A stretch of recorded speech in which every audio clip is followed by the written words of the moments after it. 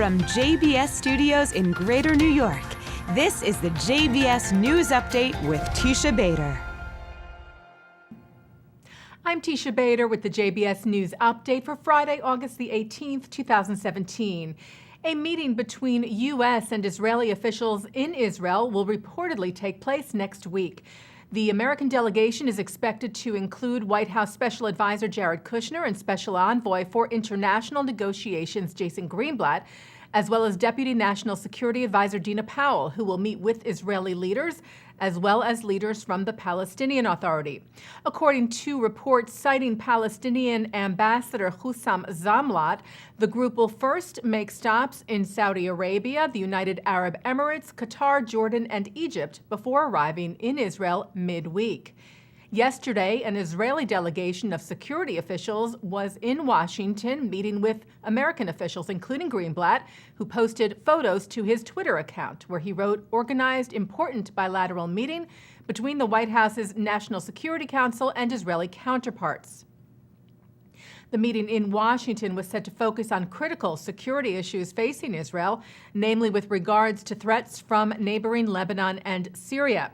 The meeting next week of American officials in Israel is set to focus on a push to restart peace talks between Israel and the Palestinians. Israeli leaders expressed their deepest condolences to the people of Spain after deadly terror attacks in Barcelona and Cambrils yesterday.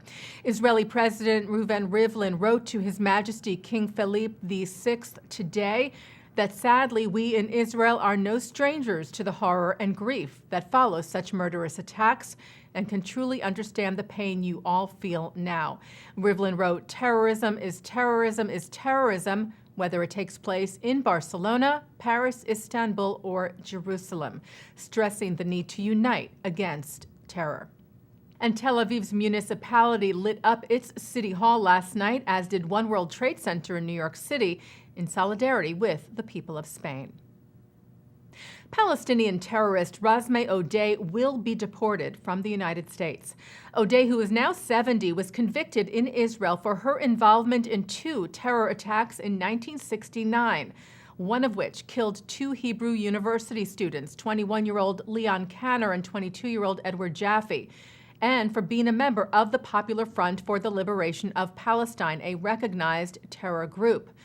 Odeh was sentenced to life in prison in Israel for her crimes, but was released in 1979 as part of a prisoner exchange. When she applied for an immigrant visa to the U.S. in 1994 and for U.S. citizenship in 2004, she did not disclose her terrorist past. Odeh signed a plea deal in which she pled guilty to providing false information on those documents. Odeh, who has been living in Chicago for the last 22 years, will have her U.S. citizenship revoked, be deported to Jordan, and be barred from ever returning to the United States. Israeli attorney Nitzana Darshan-Leitner represented Jaffe's brother in the case and helped the U.S. Department of Justice with compiling evidence. She said, "We applaud the work of the American Department of Justice and in particular Assistant U.S. Attorney Jonathan Tukel, who really pursued Odeh with vigilance, exposed her lies, and assured that her Jewish victims received a measure of justice and closure." Police in Alameda, California are investigating an incident at a local synagogue. The Jewish News of Northern California reports that 2 windows of classrooms of Temple Israel in the town were found smashed yesterday morning. Police are investigating the incident. A joint military exercise between Israeli and Czech forces has concluded this week in Israel's Negev. The IDF's elite Duvdevan unit and the Czechs' Armed Forces 601st Special Forces Group participated in the 2-week-long drill, which focused on urban warfare tactics.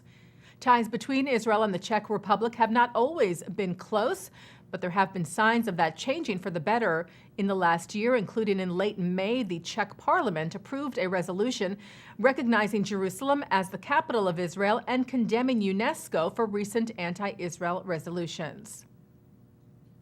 Russian-American singer-songwriter Regina Spektor arrived in Israel last night. Spektor, who is Jewish, will perform in Ra'anana's amphitheater tomorrow night. This is the singer's 3rd time performing in Israel. And taking a look now at our programming for tonight on JBS for Friday, August the 17th. Live Shabbat services are coming up at 6 o'clock from New York City's Central Synagogue, followed by a concert of IDF musicians. At 8, a panel of artists, including author Amos Oz and architect Daniel Liebskin, take part in a discussion at the 92nd Street Y. At 9, it's the film Hate Spaces, and at 10, a look at how Israel is portrayed in the media. At 10:30, it's Muzika with Eran Sur. And coming up right after this newscast, Rabbi Shlomo Riskin looks at this week's Torah portion.